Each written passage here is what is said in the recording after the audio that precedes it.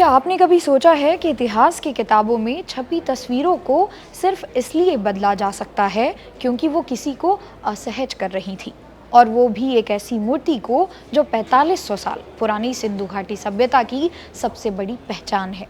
जी हाँ, हम बात कर रहे हैं मोहनजोदड़ो की आइकॉनिक डांसिंग गर्ल यानी कि नृत्यांगना की कांस्य प्रतिमा की। इस मूर्ति को लेकर हाल ही में एक ऐसा विवाद खड़ा हुआ है जिसने देश के पूरे छात्र संगठन और इतिहासकारों को हैरान कर दिया है। कक्षा 9 की एक नई किताब में इस ऐतिहासिक मूर्ति के मूल रूप को बदल दिया गया, लेकिन जैसे ही ये सच सामने आया, देश के शिक्षा मंत्रालय ने एक ऐसा कड़ा रुख अपनाया कि महज 24 घंटे के भीतर इस फैसले को पलटना पड़ा। आखिर क्यों इस ऐतिहासिक मूर्ति पर कैंची चलाई गई, इसके पीछे क्या अजीब तर्क दिया गया और कैसे 25 साल पुराना इतिहास बदलने की कोशिश हुई, आइए जानते हैं इन सारे सवालों के जवाब आज की इस वीडियो में। नमस्कार, मेरा नाम है मोनाली पांडे और आप देख रहे हैं जागरण जोश। चलिए सबसे पहले समझते हैं कि ये पूरा मामला शुरू कहाँ से हुआ। राष्ट्रीय शिक्षा नीति यानी एनईपी के तहत कक्षा 1 से 10वीं तक के बच्चों के लिए पहली बार एक नई कला शिक्षा श्रृंखला शुरू की गई। इसी श्रृंखला के तहत कक्षा 9 की एक नई किताब जारी हुई जिसका नाम है मधुरिमा। इस किताब के पहले ही अध्याय यानी कला का इतिहास में मोहनजोदड़ो की एक प्रसिद्ध डांसिंग गर्ल की तस्वीर छापी गई, लेकिन यहाँ एक बहुत बड़ा खेल कर दिया गया। इस मूर्ति की मूल तस्वीर को इस तरह से छायांकित यानी कि डिजिटल रूप से शेड कर दिया गया कि उसकी मूल शारीरिक संरचना ही छिप गई। मूर्ति के कंधों से लेकर धड़ तक के हिस्सों को इस तरह से दिखाया गया कि मानो उसे कपड़े या किसी शॉल से ढक दिया गया हो। जैसे ही ये बात फैली, छात्रों और बुद्धिजीवियों के बीच ये सवाल उठने लगा कि कला और इतिहास की प्रामाणिक चीजों के साथ ऐसी रीटचिंग क्यों की जा रही है। अब आप सोच रहे होंगे कि आखिर ऐसा बदलाव किया क्यों गया। जब इस गंभीर मामले पर प्रशासनिक स्तर पर जवाब मांगा गया तो जो तर्क सामने आया वो और भी चौंकाने वाला था। ये दलील दी गई कि प्रतिमा के धड़ को छायांकित यानी कि शेड करने का उद्देश्य विद्यार्थियों की कल्पना शक्ति को बढ़ावा देना था। अब सवाल ये है कि जो इतिहास पत्थर और कांसे पर 4500 साल पहले दर्ज हो चुका है, उसमें छात्र अपनी कल्पना शक्ति से क्या बदलाव करेंगे। सच्चाई तो ये है कि यह डांसिंग गर्ल पिछले लगभग 25 सालों से बिना किसी बदलाव के देश की अलग अलग पाठ्य पुस्तकों का हिस्सा रही है। चाहे देश में किसी भी दल की सरकार रही हो, इस ऐतिहासिक धरोहर के मूल रूप को कभी भी नहीं ढका गया।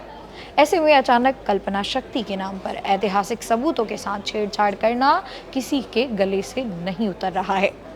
आपको जानकर हैरानी होगी कि इस मूर्ति को लेकर विवाद कुछ महीने पहले भी सामने आया था।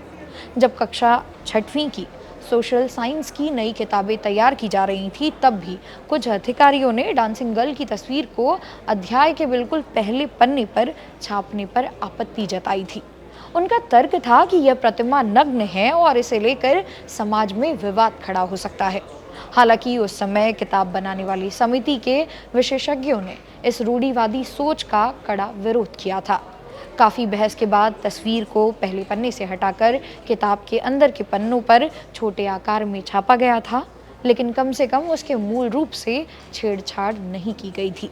लेकिन कक्षा 9वीं की किताब में तो सीधे डिजिटल कैची ही चला दी गई, जो कि पूरी तरह अतार्किक है। विशेषज्ञों का कहना है कि जब यही ओरिजिनल तस्वीर कक्षा 6 के बच्चे पहले से पढ़ रहे हैं, तो कक्षा 9 की किताब में इसे सेंसर करने का आखिरकार तुक क्या है।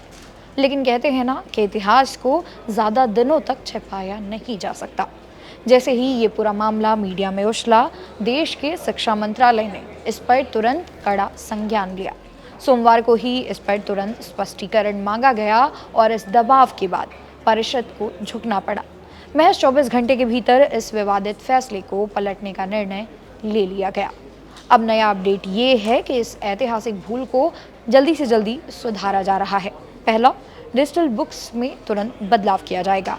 ऑफिशियल वेबसाइट पर जो डिजिटल और पीडीएफ बुक्स उपलब्ध हैं, उनमें ओरिजिनल इमेज को तुरंत ही रिस्टोर यानी कि बहाल कर दिया गया है। इसके अलावा जिन किताबों की छपाई अभी चल रही है या बाकी है, उनमें इस शेड की हुई तस्वीर को हटाकर असली तस्वीर छापी जाएगी। अगले सत्र में और जो किताबें मार्केट में आ चुकी हैं उनके अलावा अगले साल से देश के हर छात्र के हाथ में इसकी मूल और वास्तविक तस्वीर वाली हार्ड कॉपी ही पहुंचेगी।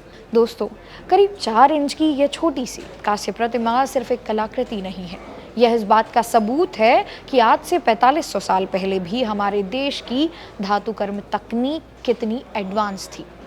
इसका आत्मविश्वास से भरा पेज, इसके हाथों की चूड़ियाँ और गले का हार हमारी प्राचीन और समृद्ध संस्कृति को दर्शाता है, जो आज भी नई दिल्ली के राष्ट्रीय संग्रहालय में सुरक्षित है।